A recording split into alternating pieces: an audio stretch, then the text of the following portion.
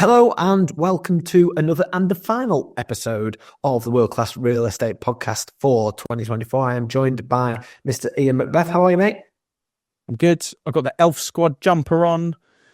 My daughter's nativity play this evening at school. Nice. Feeling festive. Got a little bit of Crimbo shopping done this lunchtime. So yeah, I'm ready. But the market is not letting up, is it? Jeez, this week is bonkers. I've been to my biggest ever valuation today, and he's going to give me a decision tomorrow. And I'm pretty confident that we might get our biggest ever instruction a week out from Christmas. Everyone says, "Oh, are you quiet?" Nope. Nope. We are not quiet, and I'm not moaning. Don't get me wrong, because our September, October weren't where we thought they would be. To be fair, but yeah, the market's in a really quite a good place. You think, almost like no one's got the memo about Christmas, but maybe that's the stamp duty looming, having a bit of an impact. What do you think? Potentially, I think for the first-time buyers, I think so. I think some of the families have started to drop off a little bit. I think they're still out there sort of fishing around and looking. If the right thing came available, they'd look at it. But it seems like the new activity is more first-time buyer-led for that reason. And speaking to the mortgage brokers, that seems to be the same as well. So yeah, I think it's a bit of end-of-year planning. Got a great kind of marketing schedule meeting set up for tomorrow. Got a fun video that I just scripted up today that we're going to be putting out. So look out for that one. We're going to have a bit of a fun video there.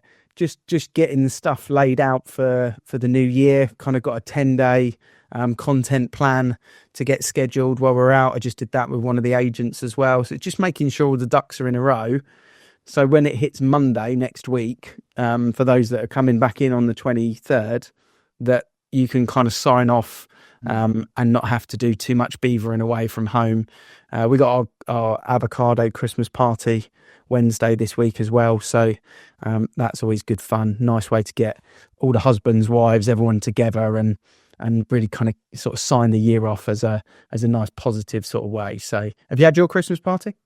We had our Christmas party a few weeks ago. Yeah, we've had our goal setting session today internally as the team. So review on this year's goals, talk about plan for next year's goals. Some of the team have got a couple of bits just to think about. So we'll review it when we come in January and go through that. So we did that communally as a team. We had our Christmas party. It was really good. We had a really good laugh, and everyone let their hair down. Probably a little bit more than normal, which was good.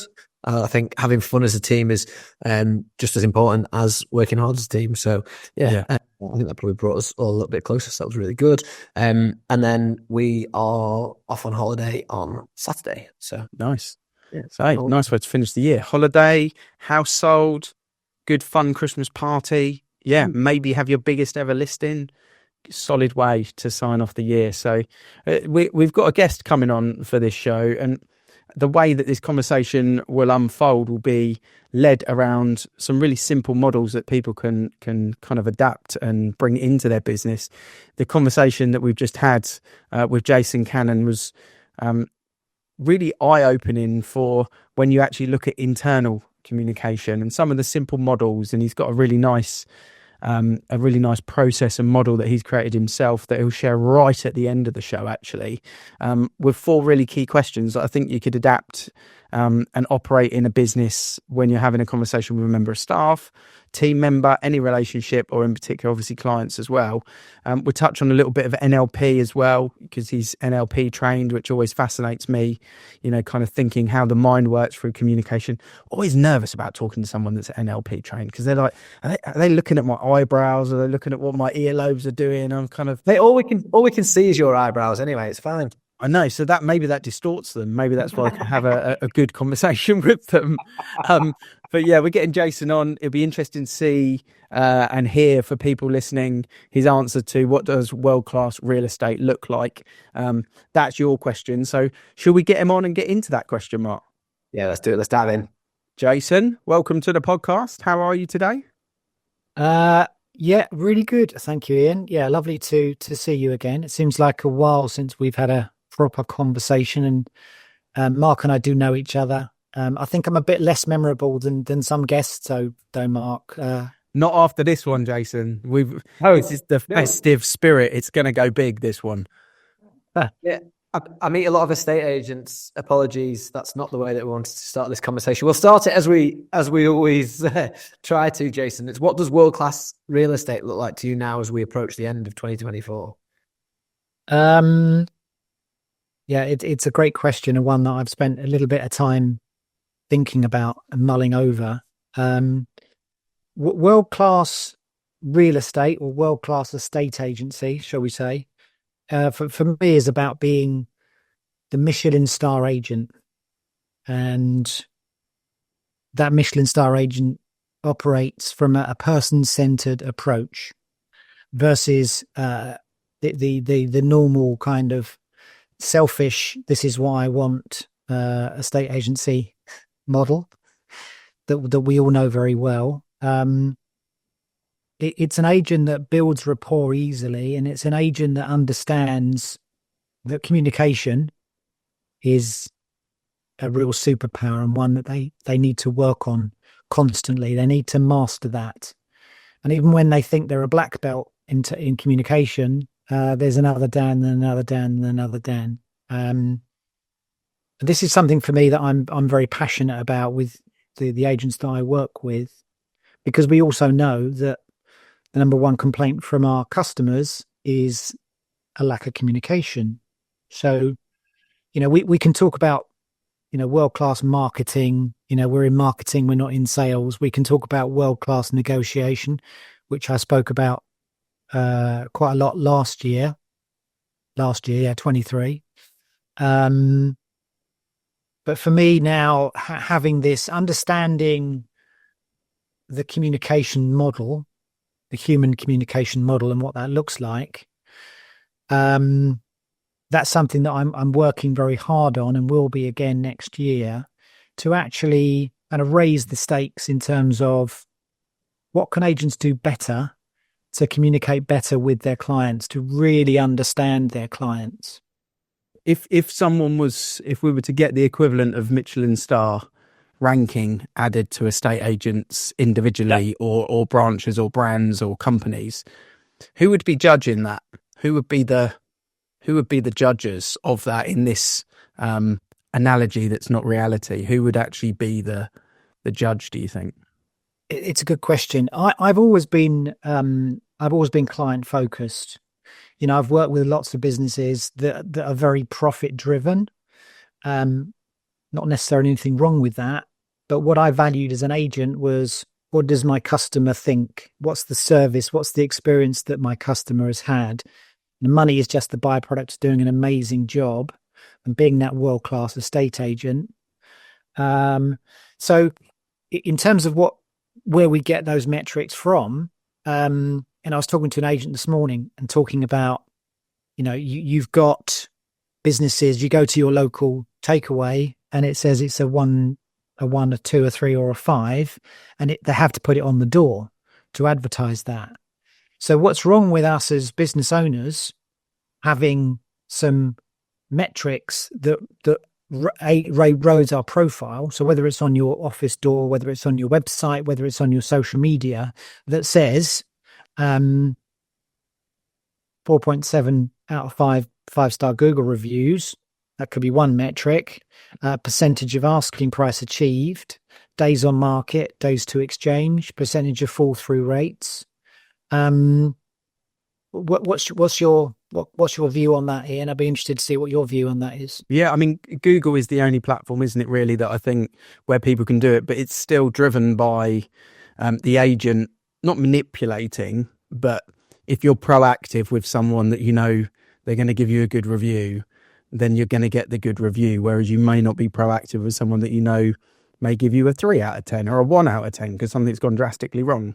So I think it can still be orchestrated to your benefit effectively. I think the stats are great. I mean, I'm probably one of the only agents. I'm one of the pro Get Agent agents. I actually like Get Agent, and what I like about it is it's such a massive outfit now, and they do sponsor most of the areas on ads, and it's pretty clear if you've got the data you don't need to accept the lead. And if you haven't, you've got an opportunity to accept it. But what I love on their website is the metrics are there. These are the best in your area. And I actually think that Rightmove could do more with that if they wanted to. But they're scared of upsetting the masses because only 20% can be the top 20%. So yeah, I'm all for it. But then I've got access to 20AI and I know my data. So I would be, because it benefits us because we work on quality and not on quantity. So yeah, it's a hard one. What's your thoughts, Mark? So yeah, I think the Google review is probably the closest thing that we get to that. I was going to just jump in on the analogy on the Michelin star, because I think a lot, I believe in the judging process for that comes down to consistency, and it's not just one good meal in a restaurant, but actually numerous visits, if I'm not mistaken. So how important do you think consistency of service is for an agent to be talked about as world-class, Jason? Yeah, I think that's a given, isn't it, Mark? And I think, I've got a piece actually coming out tomorrow talking about an inversion of the estate agency model in the UK. And so that talks specifically about you're a transactional agent. Most agents are transactional. The inversion of that would be the relational agent. Are you a salesperson or are you an advisor? You're unlicensed. Is there the opportunity for agents to be licensed? I appreciate it's a big discussion. But actually, Avocado, for example, has the opportunity to license their agents, to do a Perry Power, if you like, and rubber stamp and say, they've been through the negotiation process with us. Here's our minimum standard. And, here's our minimum standard of percentage of asking price. Here's our minimum standard of fall through rates. And okay, these are independent businesses. So I appreciate, you don't necessarily have that level of control, but we're talking in an ideal world. And these are what we strive. These are our numbers that we strive to achieve for our customers. So I think, there's a lot of talk about this isn't possible. It can't be done. And actually someone just needs to take the lead on this. Okay, we've got Property Mark, we've got Arla, etc. But actually independent estate agents, independent brokerage models could actually get together and say, look, let's agree some base metrics here. And let's agree that if we fall below whatever, that actually our goal is to get it back to where, where we would like it to be, because that then serves the customer and, keeps that Michelin star. So let's spin it into training, because ultimately that's where you would raise your Michelin star, because we can't answer or fix that between the three of us today as much as we'd love to. It may be that there's some overriding governing body that doesn't charge the agent to get the full spectrum of 100% is the only way that's going to work. And then how do they benefit from it? But that might be a government policed thing that's way off. But anyway, in training, what I'm interested, because I think we initially spoke when you were at Keller's, I think, Jason. And one thing that I know from the American style of real estate is they're quite big on their training. They're quite big on their, their CPD and their development and training. And you're now in a place in your career where you're coaching, mentoring and training agents. So just with the year and how it's unfolded for you, what have been kind of the key areas that you felt you've kind of navigated that training towards? What has the industry really kind of been sponging off of in the training at the moment that you think is relevant for estate agents listening and watching? Yeah, I think for me, I've always said this, don't chase the goal, chase the processes, work on the processes. Think about the control of the things that you can control. So yes, the agent wants more listings, or they want better listings. They want more niche listings. They want better clients. They want higher fees. But actually, rather than chasing that goal or that target, think about all the processes that you can control 100% of the time, your actions, your discipline, your structure. And so for me, spending a large majority of your time as an agent in the important section of your business versus the urgent. Yeah. We're all very good at being reactive to business, aren't we? And we're very good at, yeah, I can take that lead. Yes, I can go and do that market appraisal. Yes, I can go and tie that offer up. But actually, you know that the most successful agents that have got leads coming in that they can then say, I've got business in January, I've got listings in February, I've got listings in March. Mm-hmm. Those are the agents that spend a lot of time of their time on the important tasks, building connections, growing a business locally in terms of being known locally, being known as an influential person or a person who talks about the property market, an advisor. And I think that for me, I've seen a lot more of, which is good. I think it's positive. But also what I do see is I see agents adopting that to begin with, and then they get some business, they get some money, they do a few deals, and then they spend less time in the important. And also, part of that is their own development. I had a conversation with an agent this morning who's got 6 in his team. He's got a fantastic business. He's grown his business this year. And I said to him, what's improving? And have you had that conversation with each of your team members? We know that the main reason people cite leaving a business is not money. It's their personal development, isn't it? Mm-hmm. Yeah. Yeah. So sit down with Ian, sit down with Mark and say, right, what's improved for you this year? What do you want to improve next year? And how can I help you with that? Because if they feel like you're valuable to the business and your opinion is also valued, what are we missing? What other things do we need to do? Where's the opportunity, the SWOT analysis, if you like? You're then leaning on that other member, the team members, and saying, right, where do you want to develop? Where do you want to improve? What's the number one skill you need to work on? Recognizing that in yourself. What's the number one thing we need to work on as a business? And it brings it all back down to, for me, one of the things is having that person-centered approach with every person that has a conversation with your business. Yeah, it makes me think, as we talk communication with the client, and as you're talking there, I'm just thinking we might equally be as bad as an industry average, especially in the more multi-branch businesses, the corporates, internally with the staff as well. Yeah. Yeah. And it's quite interesting. We had Simon on, didn't we, Mark? Simon Ledbetter, and he's a big fan of the NPS scoring system and a big fan of it internally as well, because it kind of gives the ability to see what your team are rating, the business as, and it will independently then dictate, how happy the team is to how much profit and turnover you can create as well. So it's a really good point raised actually about internal communication rather than just with the client as well. I think it's a big part of it, Mark.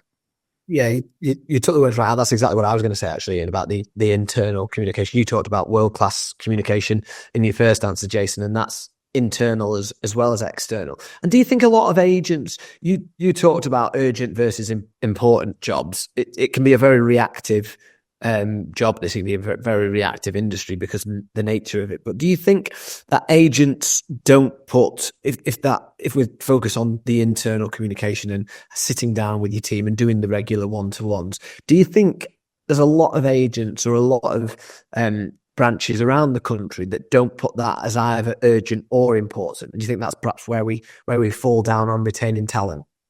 Massively. Yeah, massively. Yeah. I've seen it a lot in small business and big business. We part of the thing with the communication model is that we delete, we distort, and we generalize.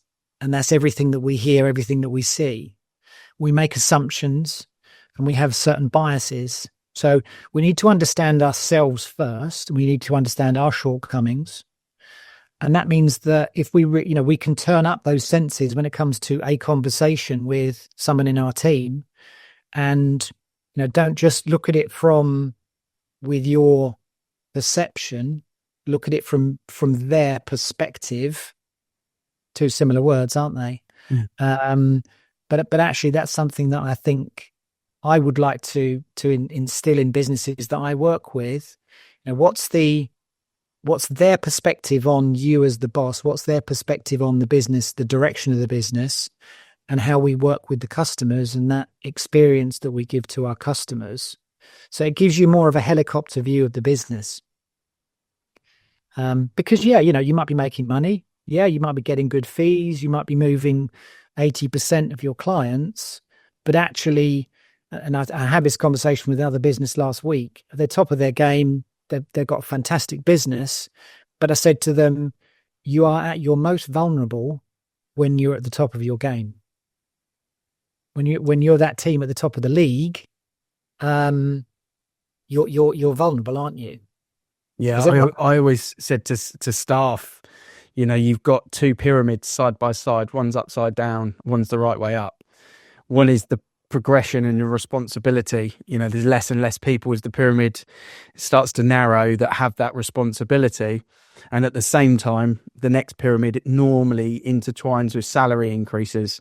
But there's a third, and the third is also upside down. And as your salary goes up and your responsibility becomes more niche, your vulnerability also increases in employed estate agency, because if the market turns and swings, you are the easiest one to remove from the equation. And that's the nature of the industry we're in, and a lot of other industries, in the UK as well, that are kind of dictated by this economic swing, that it has the same impact. You see it all the time where there's just a culling of senior or middle management, so if your communication level is Michelin star grade 5 and you're that important to the company, you shouldn't ever really get to that vulnerability. But at the same time, what you are doing is you're building a client bank and a personal brand, hopefully in your marketplace, which means regardless of what badge you've got on, you should be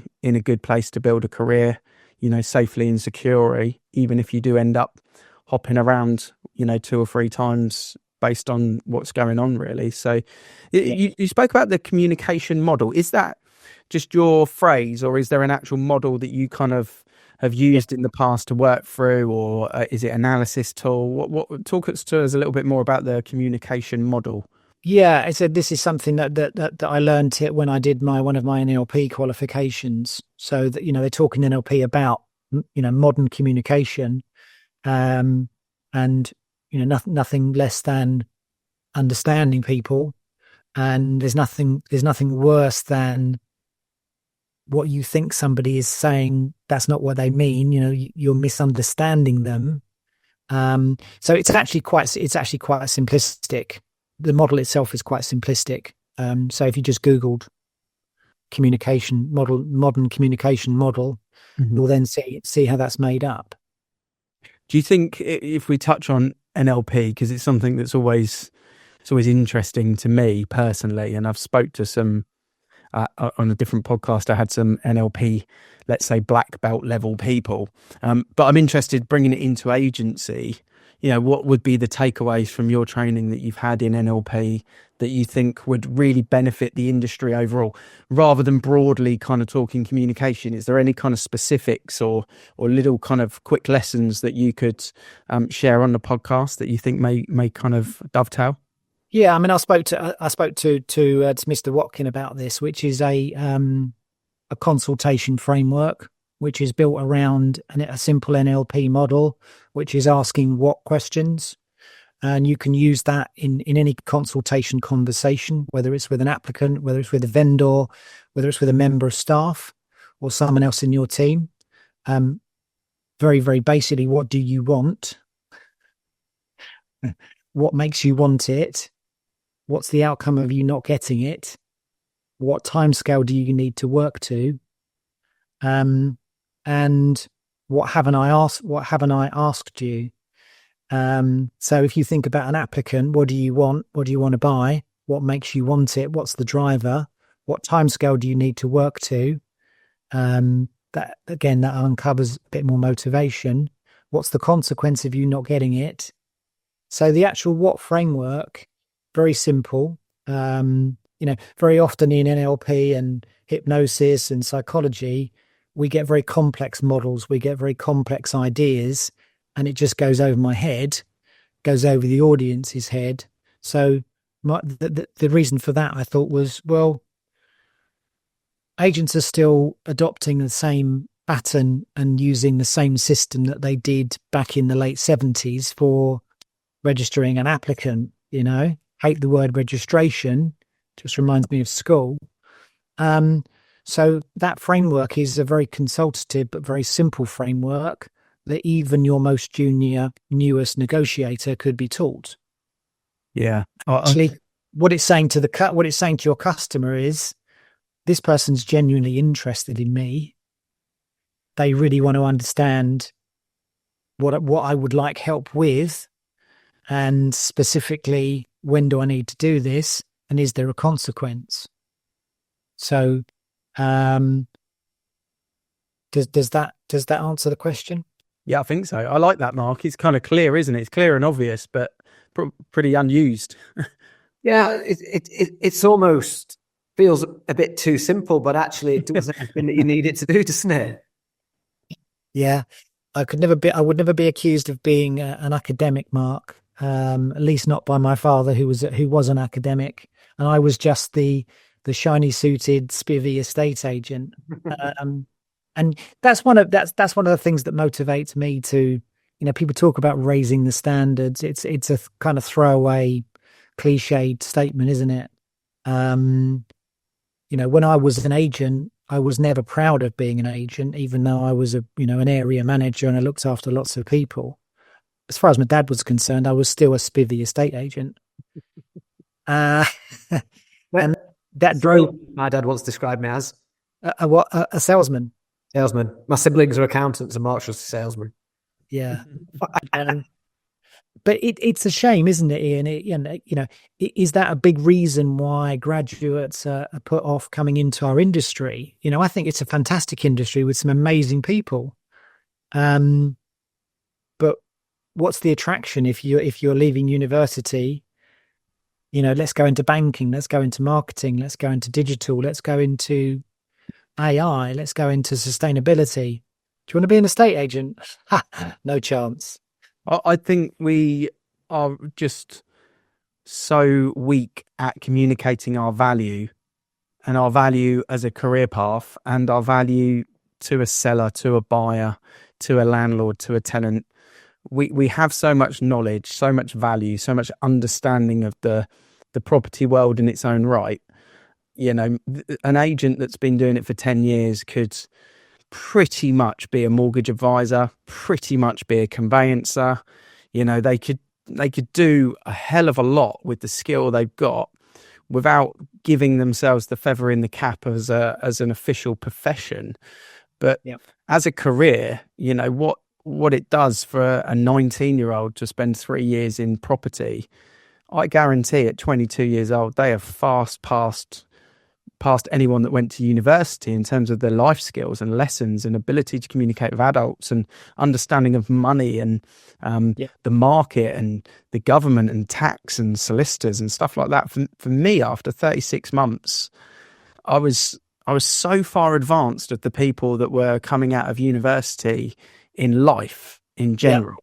I'd actually shedded a whole friendship circle because I'd just outgrown them. I was just more mature. I had a different way of communicating with people because I was used to dealing with adults. So I think we have to get better at communicating our value and the value we have as a career path. It's not all about money. It's the life lessons. I know these days you could go and work in McDonald's and earn similar money, but there's a big difference between learning how to serve up chips and take an order correctly. And there is some great value in working in McDonald's in the systematic way they do things, compared to understanding how mortgages work and stamp duty tax and the way the property market works and the way that actually you generate business in the property market and how conveyancing works and what the process is of buying your first home. That's a proper lesson in life. Yeah. And we don't communicate that to that graduate or whoever it may be at 28 years old that's still kind of unsure where they want to go. If we got better at doing that, we would attract more talent, I think. Yeah, I don't disagree with you. There's a need for it, isn't there? We're seeing hundreds of agents that are switching from their high street jobs to starting their own business, and they need to learn those things very quickly, don't they? They need to understand, business spreadsheets, profit and loss, taxation, etc., etc. My fear for a lot of those agents is that, are they actually doing anything differently to the things that they did in the high street? Are they still being transactional in their approach? And, you could argue, well, it's working, they're making money, they're making a living, but what are they actually raising the standard for the client? Are they doing a better job for the client because they're listening, they're learning, they're spending some time listening to podcasts, connecting with influential people so that they can raise their game? Is there a lot of that doesn't happen because, they're just doing the same job they were before? It probably depends on the model that you're talking about, doesn't it? Because there will be people who will just go into panic mode and then just start order taking and become that transactional agent, which you mentioned a couple of times. Jason, could you just talk us through, you mentioned you've got a piece coming out tomorrow, transactional versus relational. Can you just talk us through a few tips on how people might, if they are wanting, because of course it's a choice, some agents might want to be transactional versus relational. Can you talk us through a few tips on how agents can be more relationship based as an agent, and why they should want to do that if indeed they do? Yeah, I think that the simplest thing to do is decide on, and I've spoken about this lots before, be the niche agent. So be, the spokesperson for your town, and build a database of those local people who know, like, and trust you, that you've built some rapport with, that will then choose to use you, refer you, or recommend you. That could just be going door to door, knocking on the doors and saying, I'm a local agent, happen to live in your town, live in your city or your village. I'm building a business, and other people that I've spoken to are interested in keeping abreast with what's happening in the property market, what's happening that's going to affect the local economy, supporting local communities, supporting a local charity, supporting a local sports club or school. Yes, you can do that to a greater extent using social media. But we know that statistically, what was the statistic a couple of weeks ago? Only 14% or 11% of buyers go back to the agent to sell their home that they bought through. Very simply because the agent's not stayed in contact with them. If you shop in a supermarket and they've got your email address, they stay in touch with you. They communicate with you, don't they? And actually, big businesses don't do that, or they don't do it very well. There's not a lot of value in the content that they give out. You've got to want to do that as well, haven't you? You've got to want to understand the lifetime value of a client. Yeah? I think there's two parts on that. You've got to give them. You either give them a magic moment, which is totally unforgettable, something that's ingrained in their memory. So you're the first person, the only person they think about, or you have to give them value after they complete. And the thing is, we know where they live. We know what the property is from a buyer's point of view, at least, because they're now the homeowner. And if you visualize them as they've just gone back into the first step of the cycle, and in years to come, they will be a client again, then what do they want to know? What information do they want to know? They want to know about, like you said, being the voice of the local town. They want to know what's going on with the property market. They want to have a touch point on what's happening with mortgage rates, and if there's any changes, after the last budget, and what is the, if you get a Zoopla report or a Rightmove report or a nationwide Halifax report, they can't read those 12-page documents every month. But what are the two takeaways each month? If you share that every time, we did a video on it before, then you're giving them value, and they'll remember you. And they might not watch it every month. They might not watch it for 4 months in a row. But every now and then they'll touch base with that video, and you're memorable to them for the right reasons, basically. Yeah. So I totally agree with you, Jason, on that. Yeah. It goes back to Mark. It goes back to the urgent versus important. It's not urgent. It's not going to get me business today, tomorrow, next week. But it's important because if you're building an audience, and I said this to a letting agent a few weeks ago, said, of all the properties that you manage, how often do you write to that to that landlord and offer them a valuation of their asset. Mm. Oh, well, why would I do that? They might want to sell it. I said, well, so what? You're an advisor. And actually they might want to sell it and they might want to buy 2 more. Well, that's a good idea. I think I'll do that. How many agents that just have a sales business do anniversary valuations, go and see the client? Oh, Ian, what have you done? Oh, did you do the extension? Oh, you didn't. Oh, did you do this? Did you do that? Okay. Did you meet the neighbours? Can I be cheeky and ask you, who in the road selling next? Who in the block selling next? So it's so simple, isn't it? But agents don't always think that way. They just think about the now, the instant gratification, and the urgent versus the important.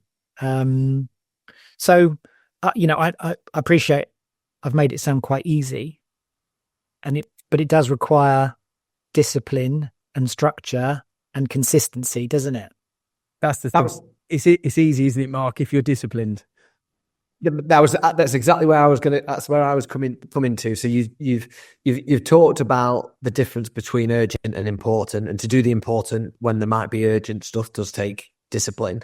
So when you're talking to your clients, Jason, how are you trying to make them more disciplined, and how do you think agents in general can be more disciplined? Because what you're talking about here effectively is doing the jobs that will have a long-term impact on the basis, so that you are getting rid of the roller coaster ride that estate agents tend to go on. They don't prospect when they're busy. It's very typical, but you're talking about making those things important so they're done whenever. So how do you think agents can be a little bit more disciplined? I think probably the biggest difference here, Mark, is that when you go and work in an employed job, chances are you're going to be there for 2 years. So actually, there's probably little point in you're not building a business for yourself. Yeah, you're doing it for somebody else. You're just there for the paycheck, aren't you?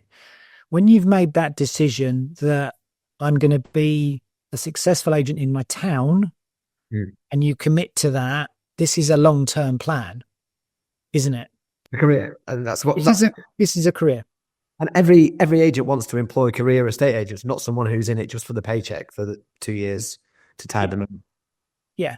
And, when you're that agent that lives in the town, but you work 10 miles away and a board goes up in your road, you don't think, oh, maybe I could have had that. I could have asked them. I could have said, I can sell it for you. But when it's your business and they know you're an agent because you've told them, there's more of a chance that they're going to use you, isn't there, in the future? So I think it's about your perception of the opportunity, and can I be niche? Go back to the restaurant analogy, if the 3 of us were going to open a restaurant, we'd understand who our perfect client was, we'd understand our market, and then we would actually visualize the perfect client, and we would say, what does that client want? What kind of food do they want? What kind of money are they going to spend? What kind of experience are they going to want from the restaurateur? What kind of front of house do I need to do, et cetera, et cetera. It's no different to you opening your estate agency business. Yeah. One decent kebab van. We would be rocking it, boys. The best kebab van in the UK, or the best kebab van in your town. Yeah. What would be the best piece of advice, or what is the advice you're giving? I know it's always individual, but in a general sort of fashion, we're going into 2025. April the 1st stamp duty changes. It will have a bit of a wave of a knock to the market in some fashion or another. Landlords are obviously being taxed higher now, as well, and that's higher than what it was the year prior, and it's been going up for a good few years as well. So they're getting penalised a little bit more. The way that mortgage rates are, it looks like we're in for the years to come of 4s and 5s. Is effectively where we're going to sit. So in a sort of overall way, as we look at the economy, maybe inflation and house price rises will sit somewhere between 2 and 5% over the next couple of years, most likely. All feels a bit boring. But at the same time, that's good for the good. and it's a problem for the bad. But what would be the best advice that you would give to the agents out there that are listening, with all of that in mind, really? I would say just over communicate with the people that already know, like, and trust you. Yeah. Look to grow that database of people that already know, like, and trust you. Gary Vaynerchuk talks about, value, educate, entertain, and inspire in equal measures. Don't keep asking for things. You don't have to keep asking for business. They know you're an estate agent. If you use those metrics well, as we started the conversation around, not, I've listed 1,000 houses in the last year, but actually meaningful things that mean something to those potential clients, those potential customers. So if you're going to do leaflets, if you're going to do social media posts, if you're going to use LinkedIn to find more clients, then have consistency over that. And I'd probably say pick one thing, because I see a lot of agents. I'm going to build a business on Instagram. I'm going to build a business with door knocking. I'm going to build a business with leaflets. I'm going to build a business with local community. And they do all of those things, but they don't give 100% focused attention to that. Yeah. So, you can, I would call you an elite sportsman, Ian, right? Because you have yeah, compared to myself and Mark, you help. I know you are a runner as well, Mark. So that's not but you've identified the one thing that inspires you to keep going, the one thing that you love, that you're passionate about, that you enjoy, that you get something out of, and you've put focused attention into that. You've built a plan. It isn't just for the next 3 Wednesdays. This is a plan that you've got for 2025, yeah? And you had the plan in 2024. I'm going to do this many events. I'm going to do this many runs. I'm going to challenge myself. And I see no reason why, as a business owner, you wouldn't have that same conversation. Have that conversation with yourself, have it with a coach, or have it with a mentor, or have it with an accountability partner, and say, right, what is it I want? Yeah. And, so I've got I don't know how we're doing for time. How are we doing for time, guys? If you're popping value out, we'll keep going. So I've got a nice little model for you called WOOP. So WOOP stands for wishes, outcome, obstacles, plan. Very simple, yeah, WOOP. So 4 questions for you. What do you want to achieve? So you use this for business, or use this for an activity. What do you want to achieve? Question number 2, what impact will it have? Reflection, go away and think about it. What's the real impact this is going to have on myself, my family, my life? Question number 3, what might get in the way?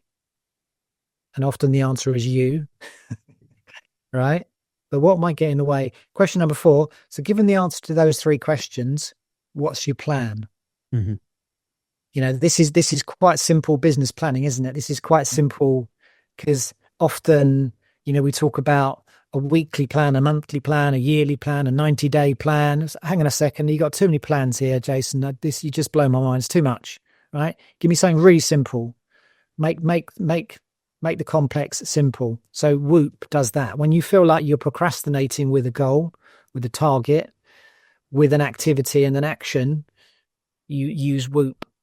Yeah, I like that. Denzel Washington. Back of a flag packet, sort of few scribbles down, and it's done, and it might get bigger from there, but actually what you're talking about is taking action straight away.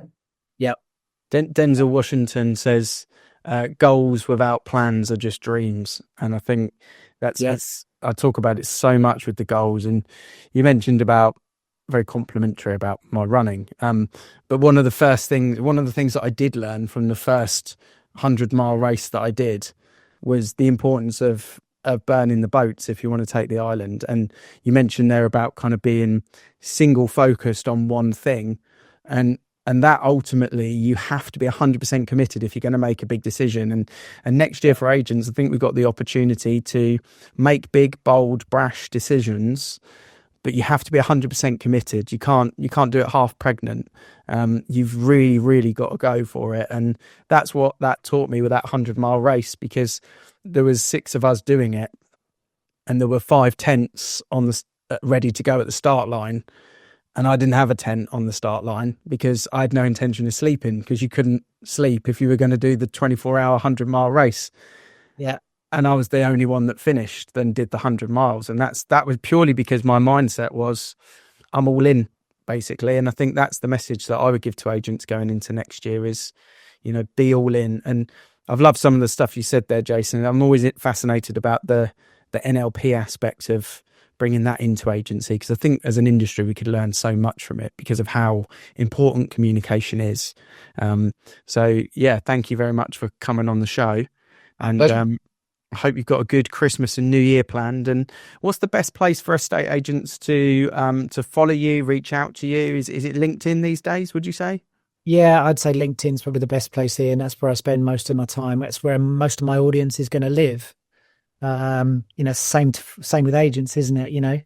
Don't spend your time on TikTok. It's quite nice. Waste of time, personally, but where does your audience spend their time? Is it on Instagram, or is it on Facebook, or is it on LinkedIn? So for me, yes, it's LinkedIn, Ian, to answer that question. And I'm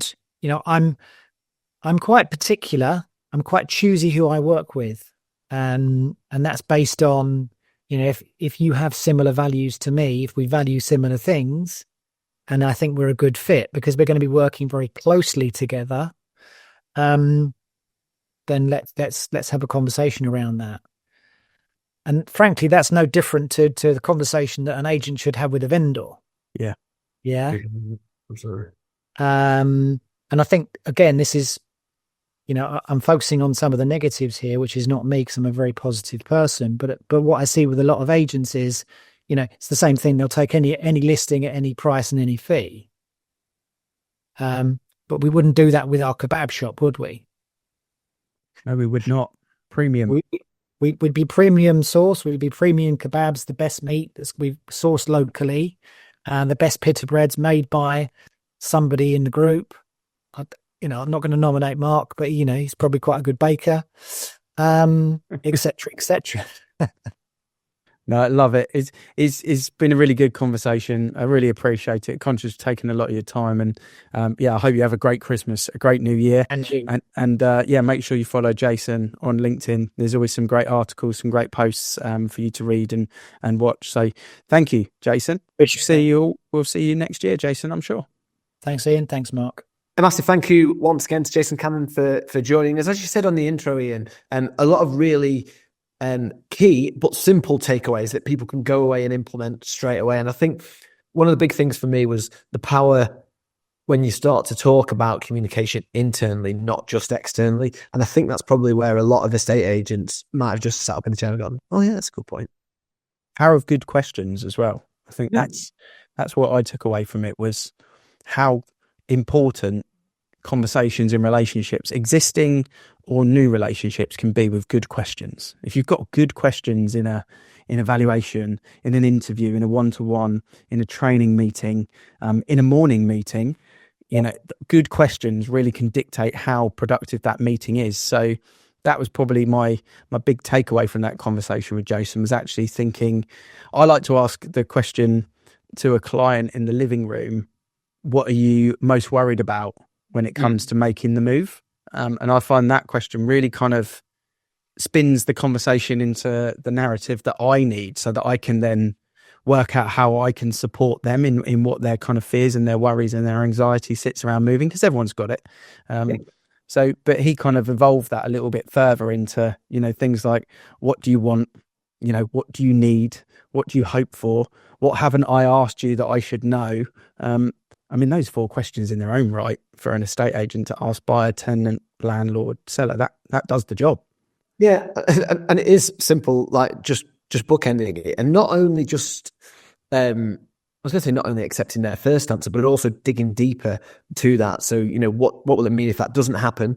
And that's part of the disturbing of a client, where you're getting them to think that actually, we need to make this decision on an estate agent very carefully, because actually, if we don't achieve it, then we're going to, this is going to be the results. And I think sometimes as agents, we probably don't go to that level of detail, and clients probably don't have that conversation, with another agent, even amongst themselves, if you're dealing with two parties. So I think that was a really good way of just digging deeper. I always love, asking the questions in the living room, what is it you want to achieve today? And then going deeper from that, trying to understand, because I think sometimes we can be guilty, because we do this every day, we can be guilty of thinking everyone wants the same thing.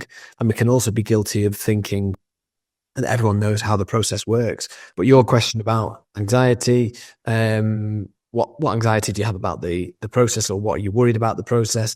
Those questions and digging deeper to get the answers will help you understand the client, which ultimately will help you win the business. Yeah, totally agree. That's the serious stuff. It's Christmas time now, so I think Everton, Chelsea on the weekend, Mark. How do you feel about that? I didn't even know it was Everton, Chelsea at the weekend. Is that why you didn't want to do another podcast next week, just in case? Well, I'm not feeling positive about Everton in December at all. However, we've had one game postponed. I heard Liverpool didn't quite fancy it, and we got a point at the Emirates, which you should probably be scared. Yeah, I mean, I'm always nervous of Everton away, because it's always a bit of a funny one. It goes one or two ways, that game. It's 4-0 one way, 4-0 the other way sometimes, red cards and all sorts. So we'll see how that goes anyway. But we're in good form at the moment. Saturday or Sunday? I'm not sure. Normally Sunday for us, because we play on a Thursday, don't we? So Well, you reserved. Yeah, the reserves do. Yeah, played in Kazakhstan last week. Yeah. 9-hour flight. Cheers. I think also, from my point of view, thanks to you and Sam for letting me on the show this year. I can't believe it's been a whole year already. So, thank you guys. It's been great this year, actually, kind of managing to get on the show, and some of the guests we've had on has been fantastic. Some of the feedback's been great as well. And just a huge Merry Christmas and Happy New Year to everyone that's listening, week after week, because I know there's some regular listeners, and people enjoying the videos that we're putting out now as well. So yeah, I think just saying, Merry Christmas and Happy New Year to all the agents out there. I guess if anyone needs anything or wants to know more, or if you want to be a guest next year, we can get you lined up. I'm speaking to someone today about coming on in January, which would be great. But yeah, if you want to be a guest and you've got a topic that you want to cover, something that you feel you can teach the industry, then we'd love to have you on as well.